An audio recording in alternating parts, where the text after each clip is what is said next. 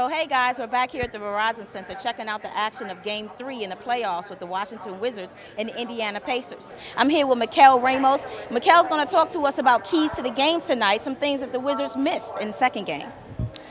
One of the things they missed in the second game is I think they got away from being them. When you look at the Indiana Pacers, looking at a team that obviously hasn't been true to their game these last couple of months, and they're looking to find their identity in the playoffs, something that the Wizards seem to already have.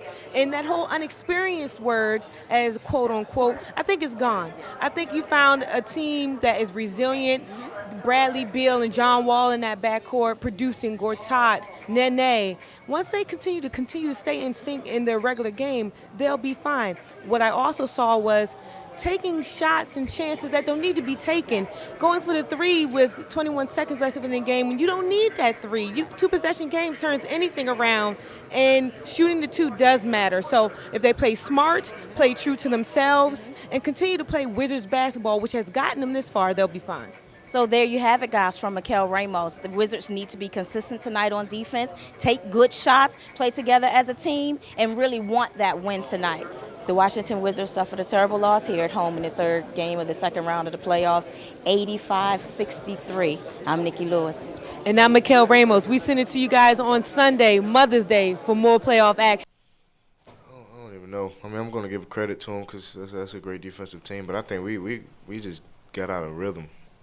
I think, like you said, like the last 6-7 minutes, the ball just stopped moving, and we were all just stagnant, and we weren't playing the same way we've been playing the whole game.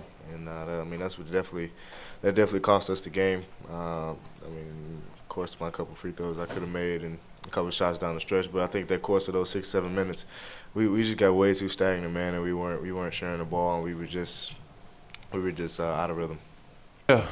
Yeah. I mean, we always seem to have that one quarter.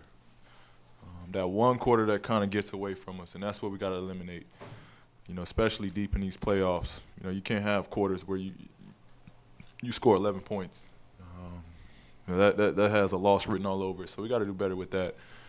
But on the upside, we always have that one quarter where we play well. You know, fortunate we was able to play a lot better than their quarter. Why do I want to talk about inexperience? Well, it seems like that's all that is an excuse. All that is an excuse. And I don't want our guys using any excuses. I don't use it. It's not inexperience. These guys are NBA players. Right? We all are. It's part of learning. There's a process to learning, but there's no excuse here. All right? And I don't want our guys feeling looking for an excuse. And they're going to grow. They're going to continue to do the things that they're going to do. This is a process. All right? But right now, I'm not blaming any of this on any youth or inexperience or who's been in the playoffs or who hasn't. This is, you know, we're in the fight. We got to stay in the fight. No excuses, and we got to go there and win a game. Definitely. I mean, anything can happen in the playoffs. By no means is my head being hang low or is this team head low. I mean, yeah, they won 2-3 straight, but at the same time, we still got a chance to make something happen.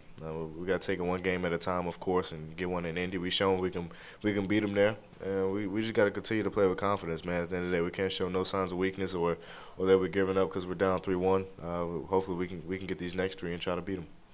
The Washington Wizards were unable to clinch a win here at home in front of the home crowd. The Pacers 95, Washington 92. This was game 4 of round 2 of the playoffs. I'm joined by Lexter Taylor. Lexter, let's talk about what the Wizards need to do in game 5 in Indiana in order to stay alive in this series and possibly move on to the Eastern Conference Finals. Well, first thing, they've got to close the game, Nikki. Game 4, they were up by 15. They should have won this game. Yes. Unfortunately, they were unable to close. So that is one of the most important things going into Game 5. You got to close out the game. They've already proven that they're a better team than Indiana, but they've got to finish the game. And I guess this is the second straight game. They kind of did a poor job of shooting down the stretch. They've got to find some answers for that, and we need Mr. Beal. He's very important. Mr. Yes. Beal's got to get his offense going late in the game. Yes, I agree, Bradley has to find his shot early in the game so that he continues to shoot the ball throughout the game. And that old adage, what works, stay with it. I think when they had the veterans in, I felt like they should have stayed with the veterans, let them rest for 20 seconds, throw them back out on the floor because it was working for them. Yeah, and, you know, I was really pushing for the coach to kind of go against the grain and stick with what was working, which was the lineup with Andre Miller, Harrington, who else was in the game? They had Gooden was in the game. Those guys, and they had the baby, which was Bill. Yeah. But they did a great job with the 4 old guys. Great job of moving the ball and really controlling the game. And it really kind of knocked Indiana back a little bit. They were it looked confused at times. But the Washington Wizards have to finish. They have to finish in Game 5 in Indiana. Well, there you have it, guys. In order for the Wizards to win in Indiana, they have to finish the game. As a team, they have to work together, and Nate has to be involved. Bradley Beal has to shoot the ball. So there you have it. Back to you guys at the studio. Great job. And while the Wizards struggle with teamwork down the stretch, our team of Nikki Lewis, Mikel Ramos, Lexer Taylor, and our photographers Edward Strand and Michael Lucas showed their teamwork throughout. Great job, guys. And remaining with us in studio is Coach Jimmy Fly Hellman, and via telephone is Chrissy Winter Scott. And Coach Fly, you were talking about you really were happy to see Coach Whitman bark at the reporter for saying, "Why do you want me to expound upon their inexperience?" That's an excuse. They are who they are. They got us here. They've got to get through it. They're the ones that have to get us over the hump. Exactly. When you're coaching any team, when you lose, there's reasons for it, and you don't make excuses. You own up to it. You go back and look at the tape, and you got to fix it. This is a golden opportunity. I get frustrated with people saying, "Oh, well, this is it is building for the future," but you don't know what the future is going to bring.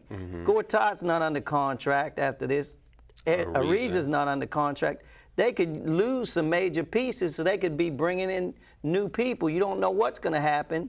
The Eastern Conference is at a historic low level right now with this season, so this was right for the picking to get this. And they still have a shot because they got to go into Indiana focused, play like they did in Game 1. The key is they got to play at a 100-point pace. Atlanta won 3 games against Indiana in the first round. Every time they won, they scored over 100 points. Wizards won Game 1, they scored over 100 points. They were on pace in Game 4 with 55 at halftime, and then it slowed down in the second half. They got to get that game, bring it back home, and then put the burden back on Indiana. And Christy, as a coach, I'm sure that you appreciated Coach Whitman's sentiments because you don't want to be in an excuse-making business. But the reality of it is, with the exception of Game 3, where they laid a dud, they actually have been in control of each one of these games. So that has to bode well. They know that pretty much their biggest enemy has been themselves. It's not so much that the Pacers have found their sea legs. Paul George had an incredible game Sunday night, but if the Wizards play their game, they have to be confident that they can take it one game at a time. Like Coach Fly said, get Game 5, and then come back in Game 6 and just take your chances from there. But what do you think they have to do to be victorious in Game 5?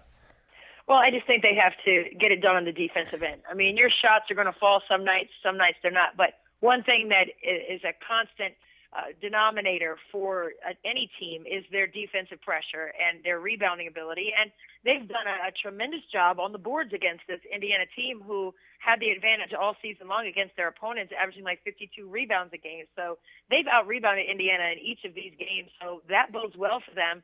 But what they need to do on the offensive end, they need to get Bradley Beal out of the pick-and-roll situations. Let John be that guy. Let Brad be the spot-up guy. Even though he can get those mid-range shots, he's not a good passer out of the pick-and-rolls yet. That'll come for him, but he's not there yet. He's gotten really tough angles to the post players, and that's another thing. The establishment of Nene and Marcin Gortat early in this game, that's going to be paramount.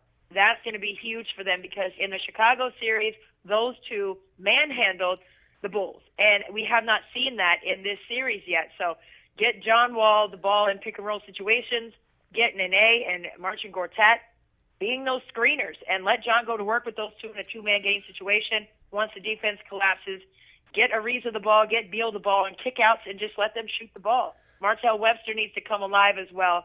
He's due for a great game. He's had flashes, but nothing sustaining. So I think with those things in mind, they'll be great going into Game 5, but none of that works if they're not confident and if they don't believe in themselves. If they pass up shots and opportunities for steals, they're going to be in trouble. So they've got to go all out, full throttle, to bring it back here to D.C. for Game 6. So, Coach, I mean, this time last week, your Eastern Conference Finals of the Wizards in Brooklyn, while Brooklyn was down 0-2, actually they were down 0-1 at the time. Yeah. It still was viable. Now, one series is 2-1, maybe 3-1 after the night. The other Maybe one is 2-2. the other was 3-1. Are you ready to revisit things, no, or are you just sticking to your guns? I don't flip-flop. I'll go down with the ship.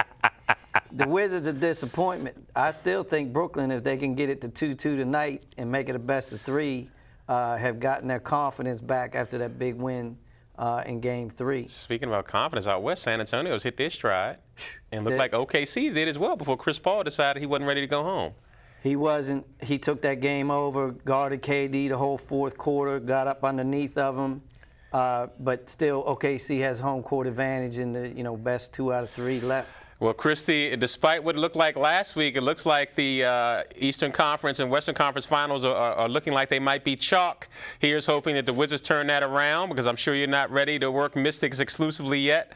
Great job as always. Thank you for making some time with us. And Coach Fly will keep you along with your run.